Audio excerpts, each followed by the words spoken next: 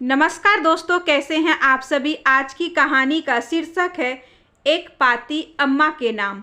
अम्मा, आज तुम मेरा यह पत्र देखकर हैरान तो बहुत होगी। इस इलेक्ट्रॉनिक्स युग में अब भला कौन पत्र लिखता है, पर सच कहूँ तो दिल की बातों का किसी के सामने उजागर करने का आज भी इससे अच्छा कोई दूसरा माध्यम हो ही नहीं सकता। एक एक बात जो मैंने डायरी में लिख रखे थे इस पत्र में लिख कर भेज रही हूँ। यह पत्र नहीं, मेरा भोगा हुआ यथार्थ है। आज मैं तुम्हें वह सब कुछ बताना चाहती हूँ जिसे विगत 12 वर्षों से चाह कर भी तुम्हें बता नहीं पाई। यह सब शायद आज भी तुम्हें बता नहीं पाती अगर परिस्थितियाँ पहले जैसे ही होती। पर समय आ गया है अम्मा कि मैं अपने अंतस में जमा उन सारी अंतर्वेदना को कह दूं जो परत दर परत शादी के बाद के 12 वर्षों से मन में एकत्रित है। वैसे तो अम्मा, बचपन से ही तुम मेरी माँ से ज़्यादा मेरी सहेली रही हो।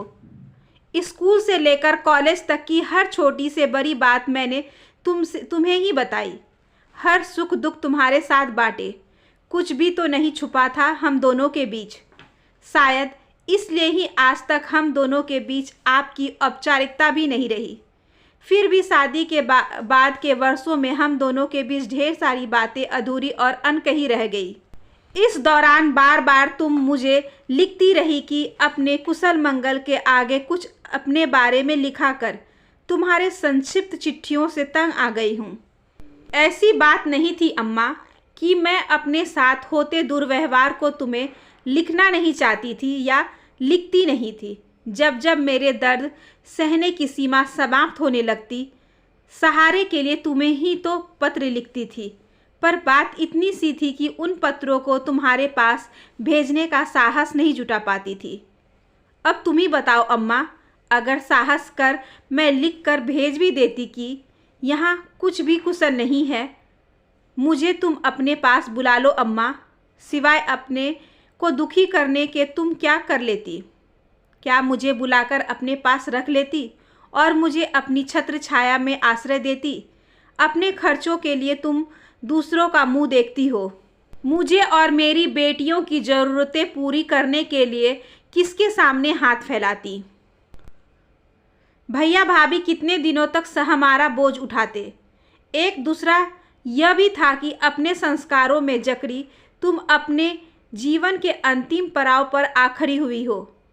इस समय क्या तुम बर्दाश्त कर पाती कि तुम्हारी लड़की के काम से तुम्हारी जग हंसाई हो, या यह कहे कि तुम्हारी बेटी के लक्षण शुरू से ही अच्छे नहीं थे? इसलिए ही अम्मा, बेटियां ससुराल में अपनी माँ को सब कुशल मंगल है लिखते लिखते पंखे से लटक जाती है।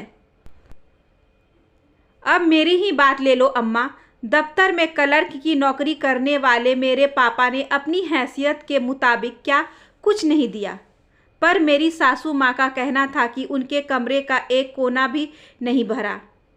जब सास के मन में दहेज को लेकर ही कुलूस पलने लगे तो बहू की इज्जत और स्वागत ससुराल में क्या होगी? इन सब बातों पर शादी के समय आप लोगों का ध्यान ही कहाँ था? हमेशा से अभाव में जीने वाले पापा तो मेरे ससुराल का वैभव देखकर अभिभूत थे। बेटी का यहाँ रिश्ता किसी तरह पक्का हो जाए, यही चिंता उन्हें लगी रहती थी। मेरा बीए पास होना ही उनके लिए काफ़ी था। सोचते थे क्या होगा ज़्यादा पढ़ा के, कौन सा बेटी को नौकरी करनी है, इसके किस्मत में तो राजयोग है, राज करेगी। उस समय पापा इतने ज़्यादा प्रभावित थे मेरे ससुराल के वैभव से कि उन्होंने और कुछ भी पता लगाना जरूरी नहीं समझा था। पर राजयोग भोगना इतना आसान था क्या अम्मा? वह भी ऐसी स्थिति में जब ससुराल वालों को अभिवांछित न मिला हो। ऐसी स्थिति में तो बहू का जीवन ही अवांछनीय बन जाता है। तुम सब तो बेटी के सुखों की कल्पना करके ही खुश रहते थे, पर मुझे क्या कुछ भुगतना पड़ रहा था इसकी कल्पना भी आप लोग नहीं कर सकते थे।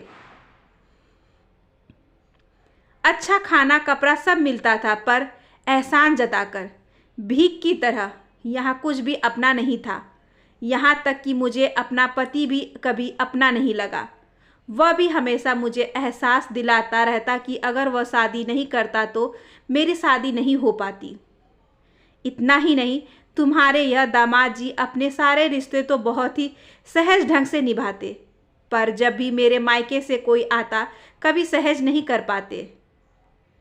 हमेशा मुझे और मेरे रिश्तेदारों को तुच्छ प्राणी होने का बोध कराते रहते।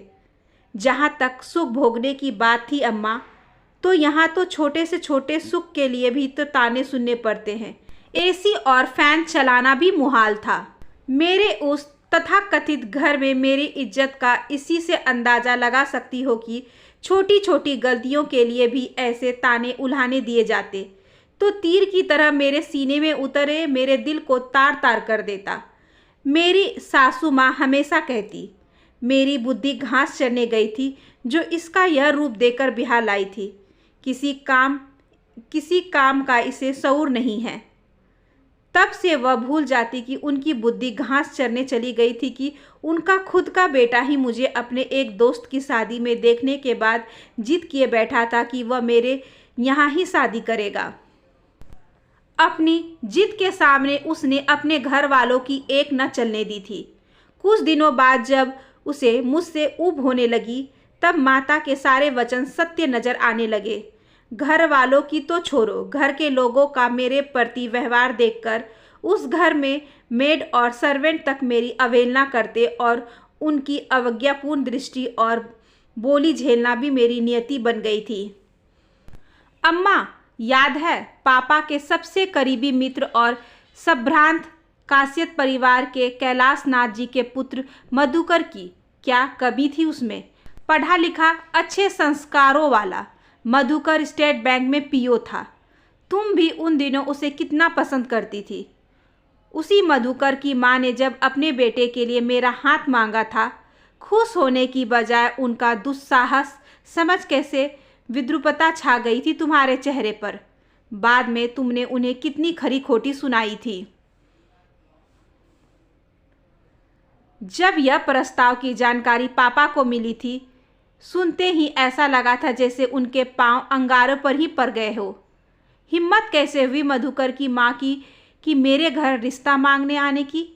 ऊंचे पद प्राप्त कर लेने से उनका बेटा क्या हमारी बराबरी का हो गया है? क्या हम ब्राह्मणों जैसे संस्कार भी आएंगे उन लोगों में?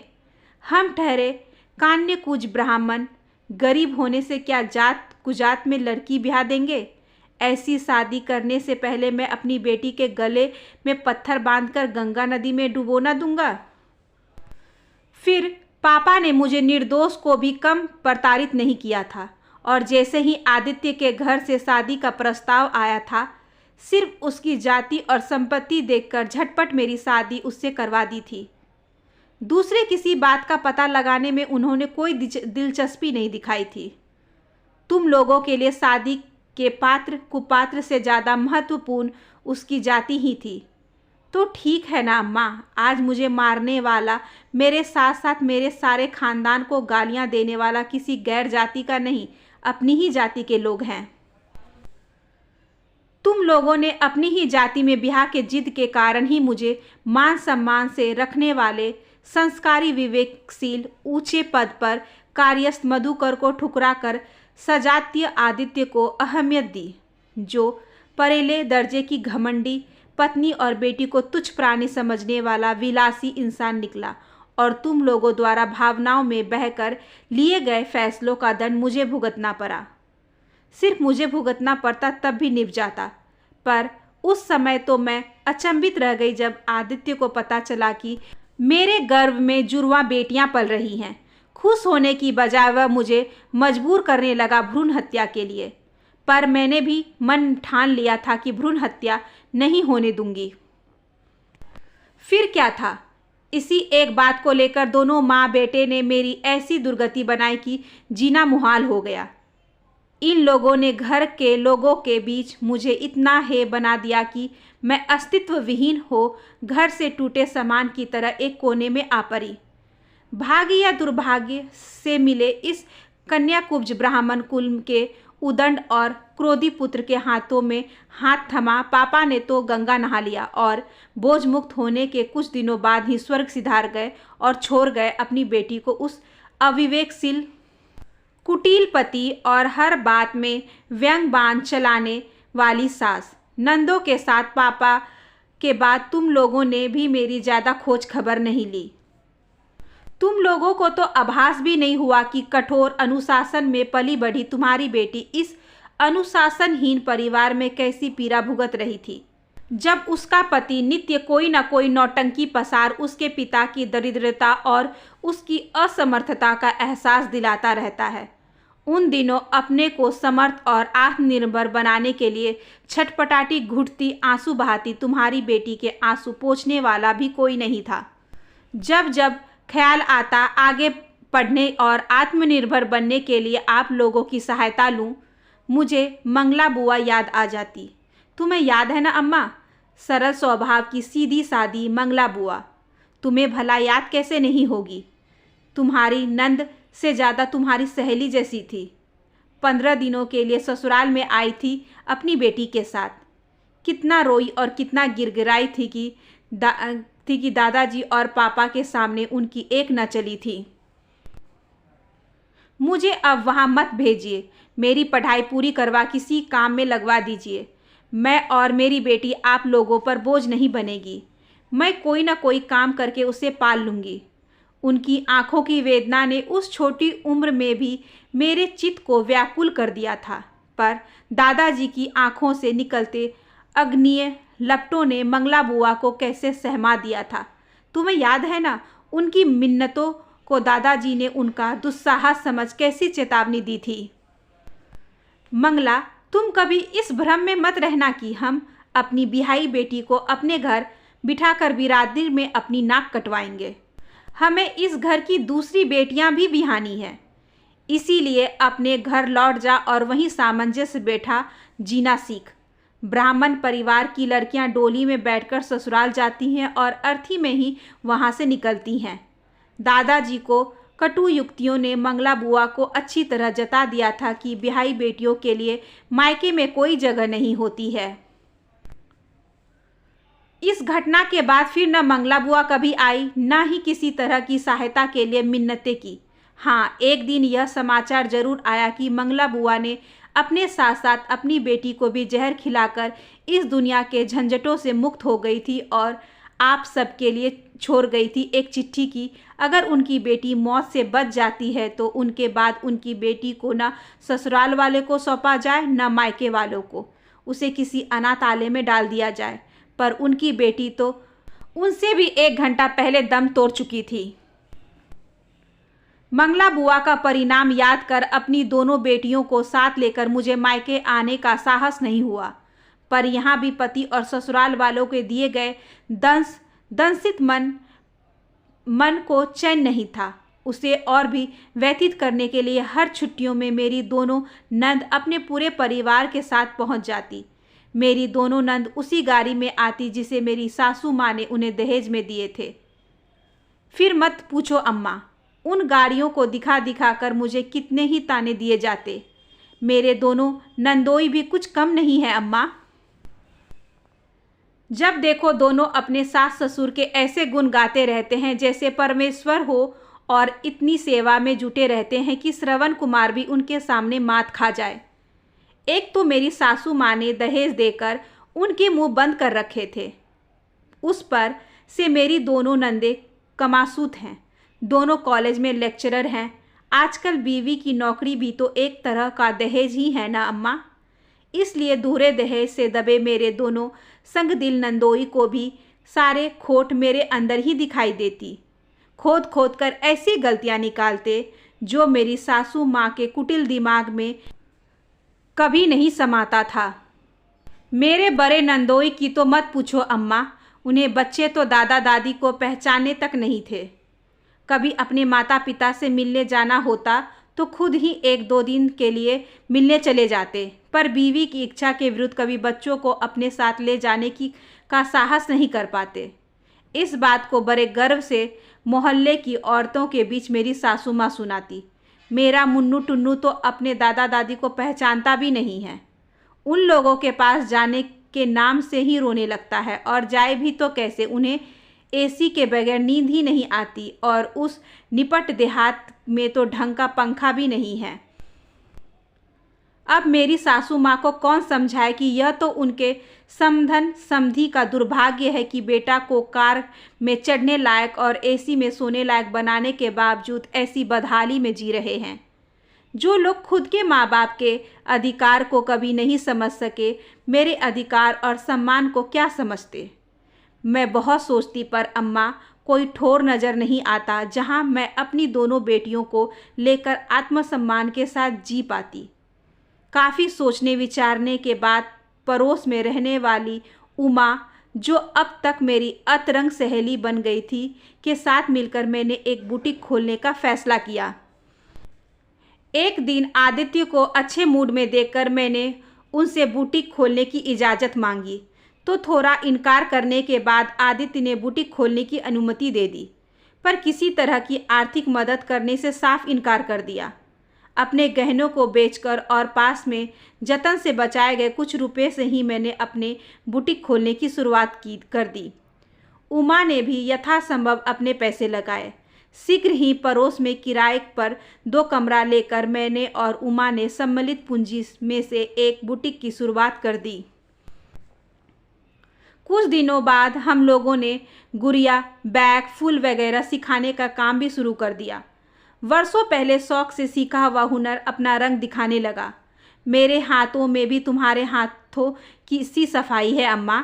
मेरे और उमा के जी तोड़ मेहनत से 3-4 महीने में ही हमारा काम अच्छे से चल निकला। इस सफलता से हमारा हौसला दुगना बढ़ा दिया। मेरे इस बुटीक का हमेशा मजाक उड़ाने और व्यंग बाण चलाने वाली मेरी सासू माँ ने जब इसे सफल होते देखा, पूरी तरह जल भून गई और खुलकर मेरी बुटीक खोलने का विरोध करने लगी। आदित्य के घर आते ही उसके कान भरने शुरू कर देती। मैं भी अब हर स्थिति से जूझने के लिए अपने को मानसिक रूप से तैयार कर ली थी। एक दिन जब छोटी सी बात बढ़कर एक बड़े झगड़े का रूप ले लिया और हमेशा की तरह आदित्य ने मुझे अपनी बेटियों के साथ घर से बाहर धकेल दिया, उसी क्षण मेरे मन में ने कहा, नहीं, अब और नहीं। मेरा भी कोई वजूद है, मुझे भी जीने का इंसानी हक है। जिस रिश्ते से मुझे और मेरी बेटियों का कोई हक नहीं मिला, उसे बनाए रखने का अब कोई औचित्य नहीं था। मेरे अंदर जाने कहाँ से इतनी हिम्मत आ गई। हमेशा की तरह से गिड़गिड़ा कर उस घर में रहने की बजाय मैंने आत्मसम्मान के साथ आत्मनिर्भर जीवन जीने का रास्ता चुना। उसी बदहवासी में अम्मा, मैंने अपने गिने चुने सामान और अपने पैसे समेत अपनी दोनों बेटियों रुचि और सूची के साथ लेकर घर छोड़ उमा के पास आ गई। दूसरे दिन सुबह से ही मैं एक मकान के तलाश में जुट गई। ईश्वर की कृपा से मुझे उसी दिन एक कमरे का फ्लैट मिल गया। तुरंत मैं उसमें प्रवेश कर गई। एक हफ्ता गुजर जाने पर भी मेरे पति और मेरे ससुराल वालों ने हम लोगों की कोई खोज खबर नहीं ली। 2-4 दिनों की बदहवासी के बाद जीवन फिर से सामान्य होने लगी। हर तरफ से अपना ध्यान हटा मैंने अपना सारा ध्यान और दिमाग अपने कामों में लगा दिया। बुटीक के विस्तार के साथ साथ मैंने और उमा ने एक किराना का दुकान भी खोल लिया। मोहल्ले के लोगों को जब अच्छे सामान सस्ते दामों पर मिलने लगे तो ज़्यादातर लोगों ने हमारे यहाँ से ही सामान लेना शुरू कर दिया। काम के चल निकलते ही हम लोगों ने मदद के लिए कई और लोगों को भी नियुक्त कर लिया। अब सर्वस्व मेरी प्रशंसा होने लगी। अब तो अम्मा मेरी रुचि सूची शहर के महंगे स्कूल में पढ़ रही है। मैंने 2 कमरों का अपना एक फ्लैट भी खरीद लिया है, जिसकी छत के नीचे मैं पूरी तरह महफूज हूँ। आज घर छोड़ने के 5 वर्षों बाद, जबकि मैंने अपने और आदित्य के संबंधों का तर्पण कर नए सिरे से अपनी जिंदगी की शुरुआत की है, धन संपत्ति के साथ साथ समाज में अपनी एक अलग पहचान बना ली है और समाज का मान सम्मान पाया है। जिंदगी के इस मोड़ पर अब फिर से आदित्य मेरे जीवन में प्रवेश करना चाहता है एवं वापस लौट आने का संदेश भिजवाता रहता है। मैं जानती हूँ तुम मेरा यह पत्र पढ़कर मुझे फिर सलाह दोगी कि सुबह का भूला अगर शाम को घर आ जाए तो उसे भूला नहीं कहते। पर आज तुम ही से पूछती हूँ अम्मा, तब आदित्य ने हमारी सुध क्यों नहीं ली जब हमें उसकी सबसे ज़्यादा ज़रूरत थी? तब उसे हमारी याद क्यों नहीं आई?